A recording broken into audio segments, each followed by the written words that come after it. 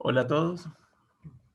En esta ocasión iniciaremos el tema de costos de producción, que es el último tema que nos queda pendiente para la culminación del semestre.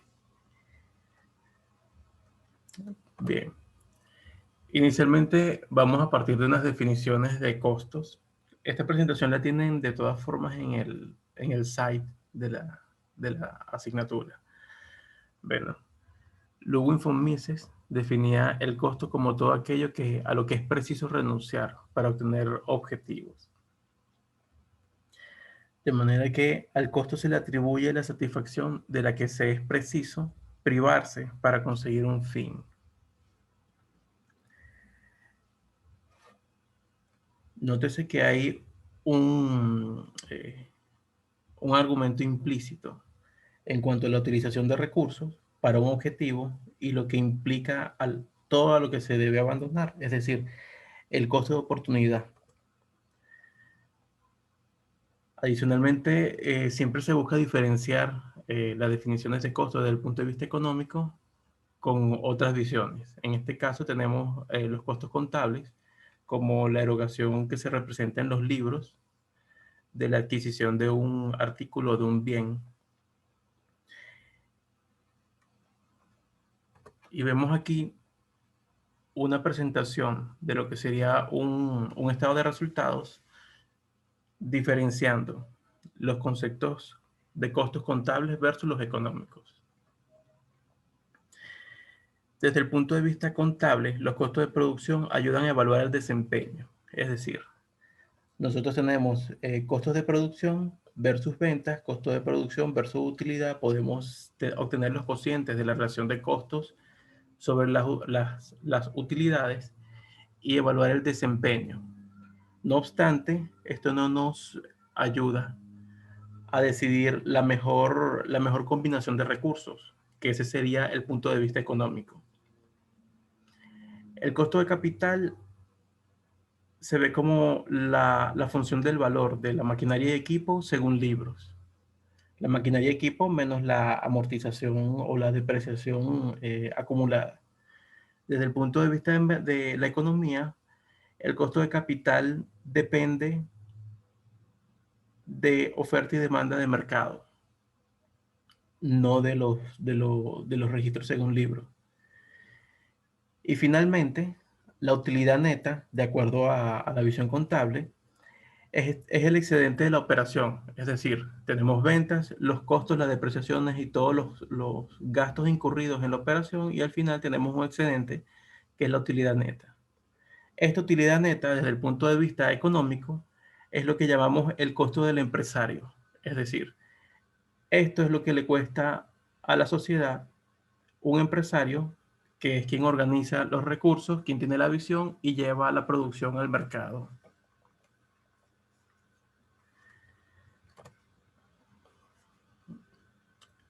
Asumiendo la noción neoclásica, recuerden que tenemos factores de producción que se utilizan para llevar un resultado al mercado.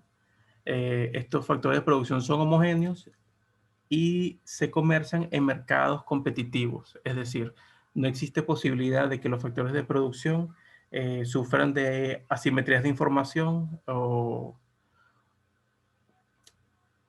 de concentraciones de mercado que impliquen que un factor económico sea más costoso para un empresario que para otro. El costo de capital, que se representa con la letra R por el interés, es el costo implícito del uso del capital. Es decir, el costo de capital se asume que es una maquinaria de equipo arrendado, por lo cual se debe pagar una renta.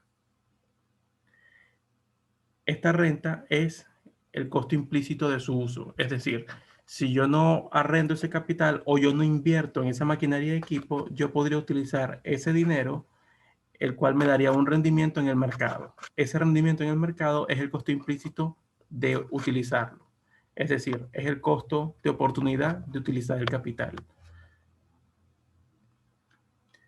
Por tanto, podemos tener una función de costos que es WL, es decir, el salario pagado a los trabajadores, más el costo de capital por el monto del capital.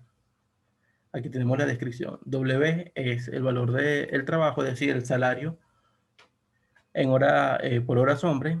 El factor trabajo medido también en horas hombre, es decir, el número de horas hombre requeridos para obtener un resultado. La renta de capital, que viene siendo el costo de capital, el costo de oportunidad. El factor capital medido en horas de uso.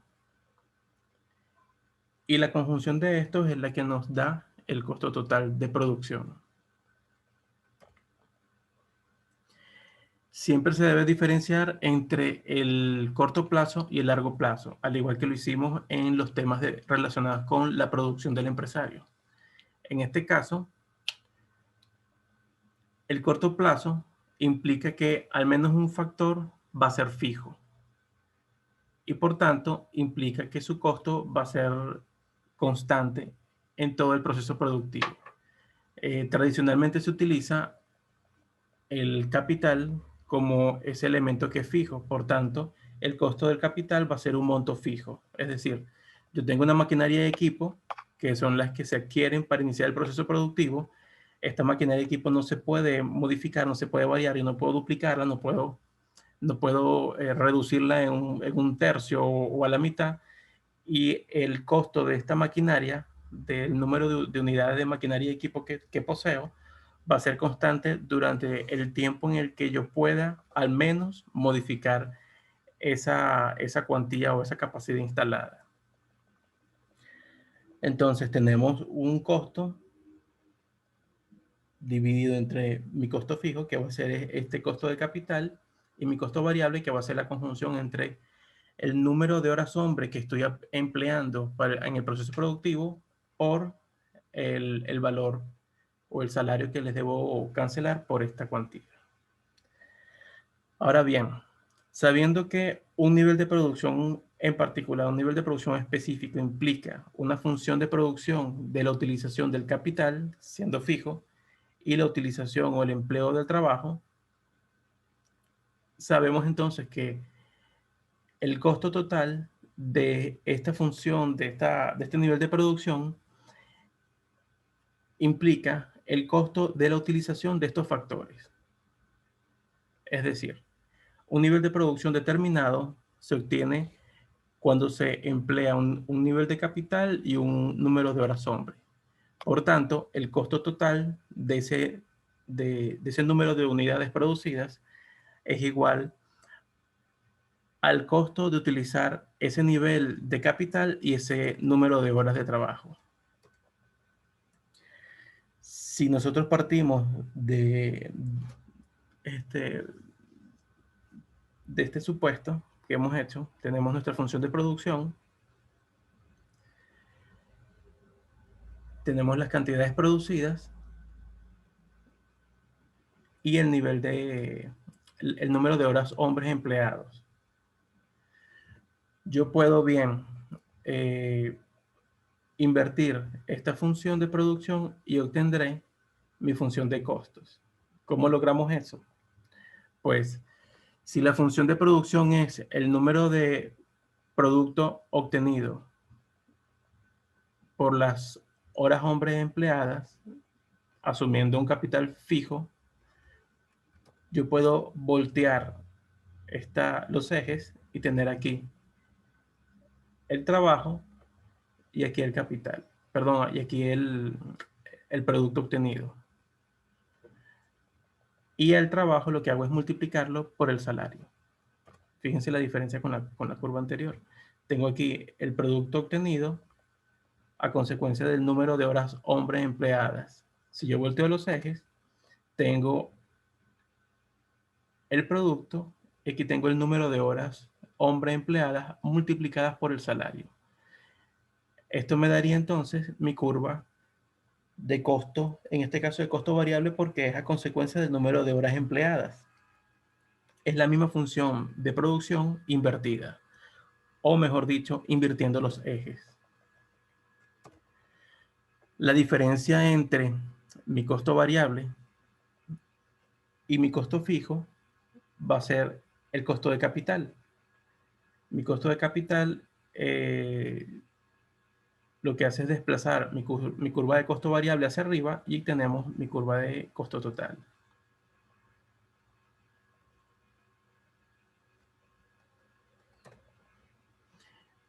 Visto desde otro punto, desde una mirada alternativa.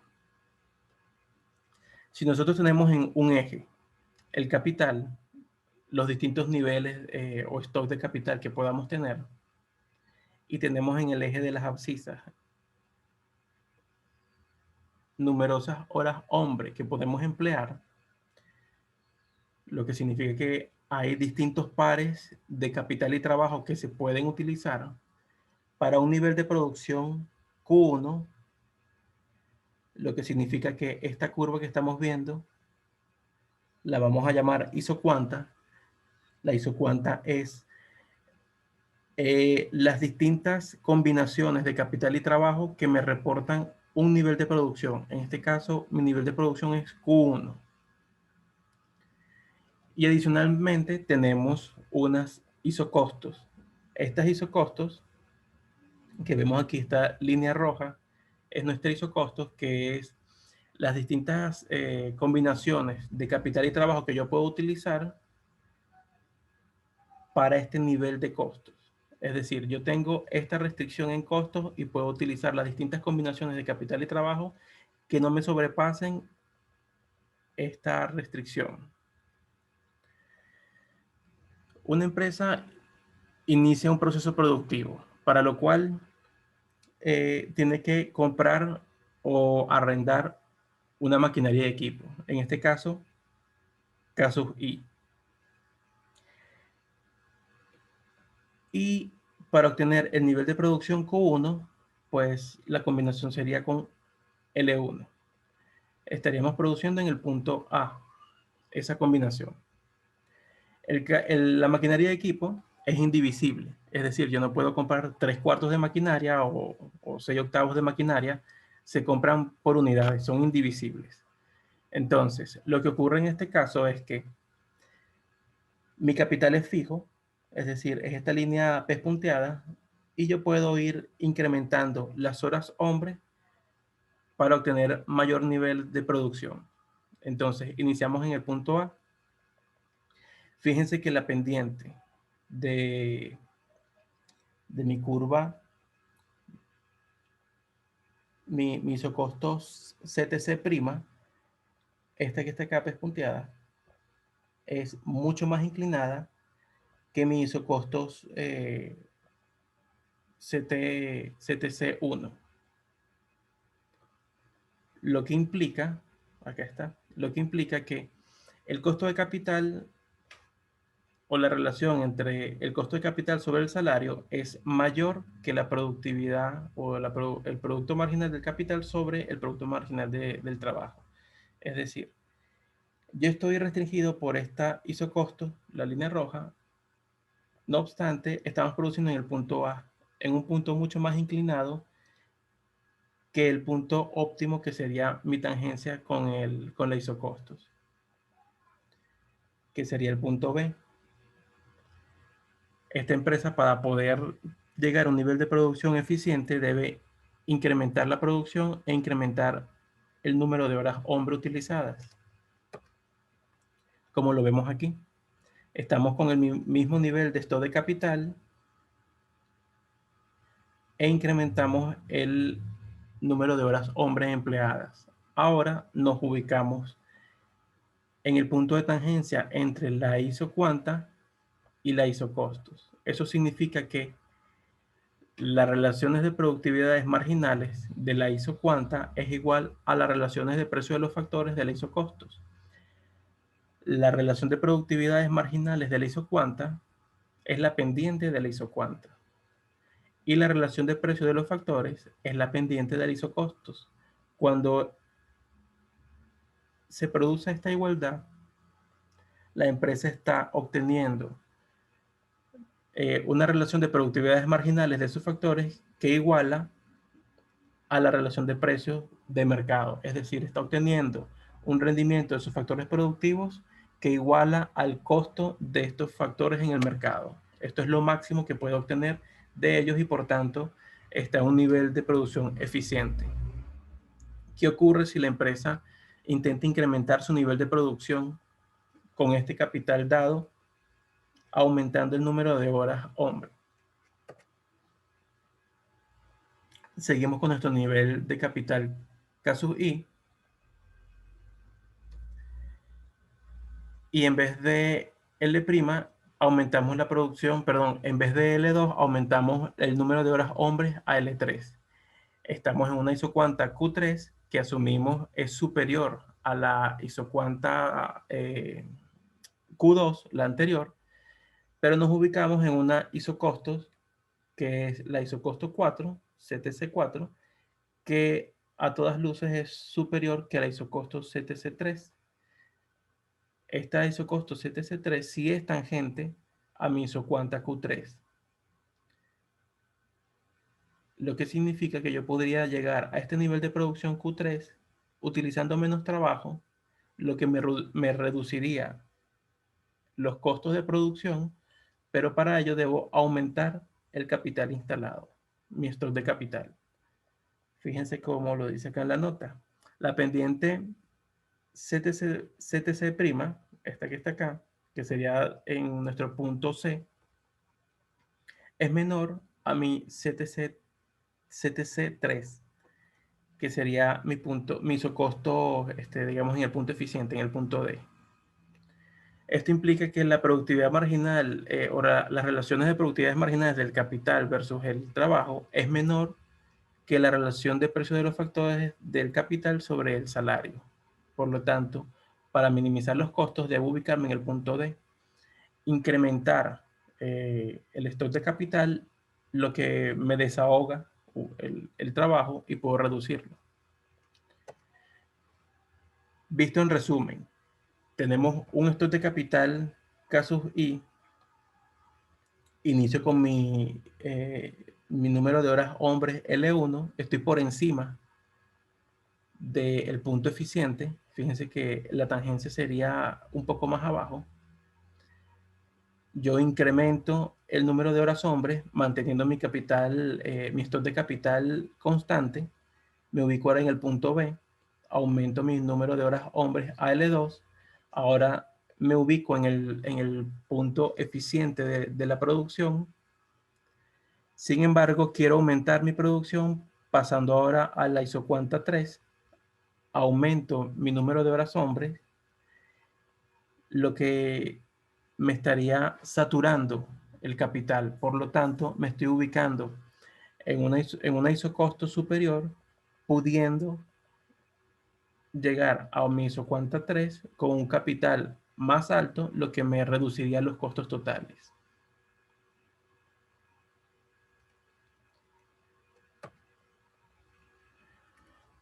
Ahora bien, hay otros elementos respecto a los costos de producción. Eh, tenemos que mi costo de capital va a ser mi costo fijo. Cuando lo dividimos por el número de unidades que se van produciendo, tenemos costo fijo medio, que obviamente sería un costo asintótico a cero, porque el número de unidades van incrementándose, digamos, el denominador va aumentando, mientras el numerador es un valor fijo, lo que sería asintótico a cero, en la medida en que aumenta la producción. Tenemos los costos variables medios, que sería el costo variable sobre el nivel de producción, es decir, el costo del salario por el número de horas hombre sobre el número de unidades producidas. Y tenemos nuestro costo total medio, que sería el costo total, es decir, el costo fijo más costo fijo más costo variable sobre el número de unidades producidas. El costo medio tiene una forma de U, es decir, es convexo con respecto al eje de las abscisas, teóricamente. Y llega a su valor mínimo, lo vemos aquí, el costo medio, ya sea el variable medio o el costo total medio. Llega a su punto mínimo cuando se intersectan con el costo marginal. Es decir, en este punto, en Q2, Mi costo variable medio llega a su mínimo y es intersectado por el costo marginal. Y en el punto Q3, el costo total medio llega a su mínimo y es intersectado por el costo marginal. Aquí también lo podemos ver. El costo variable llega a su punto mínimo en Q2. El costo total llega a su mínimo en Q3. Lo que significa que el costo marginal corta al costo medio y costo medio variable en sus puntos mínimos.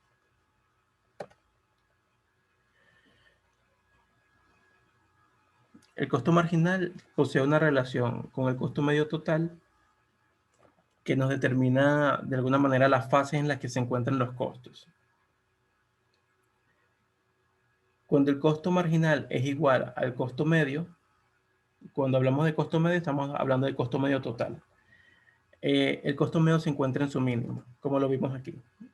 El costo medio está en su mínimo y es igual al costo marginal. Si el costo marginal es superior al costo medio, entonces el costo medio está en su fase creciente. Si el costo marginal, si el costo marginal está por encima del costo medio, es porque el costo medio está en su fase creciente. Aquí lo podemos ver.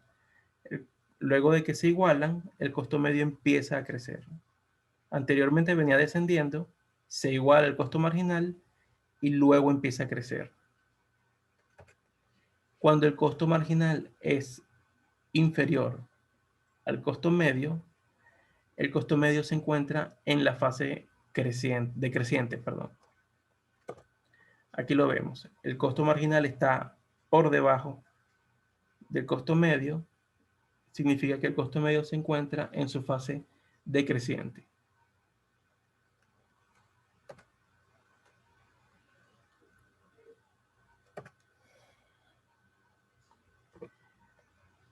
Ahora veamos la relación que hay entre los costos y la productividad de los factores. El costo marginal viene a ser la derivada de los costos, es decir, la derivada del costo con respecto a las cantidades, que sería la derivada del salario por el trabajo respecto a las cantidades, que es el salario, porque es una constante que multiplica a la derivada de las horas empleadas sobre el diferencial de las cantidades. Esto me da W que multiplica a 1 por producto marginal, porque la derivada de las cantidades o de la función de producción es el producto marginal. Esto significa que mi costo marginal es el salario por la inversa del producto marginal. De igual manera, el costo variable medio, que es igual al costo variable sobre las cantidades y se puede descomponer por el salario multiplicado por las horas hombres empleadas sobre las unidades producidas, resulta que sería el inverso del producto medio multiplicado por el salario. Entonces, lo podemos ver acá gráficamente. Tenemos la curva de producto marginal, tenemos la curva de producto medio y las inversas, que sería el costo marginal y el costo variable medio. Cuando el producto marginal se ubica en su máximo, el costo marginal, perdón, cuando el producto marginal se ubica en su máximo, el costo marginal está en su mínimo. Cuando el producto medio está en su máximo y es cortado por el producto marginal, el costo medio está en su mínimo y es cortado por el producto marginal. Entonces, se muestra que hay una relación inversa entre los factores productivos y los costos de los factores.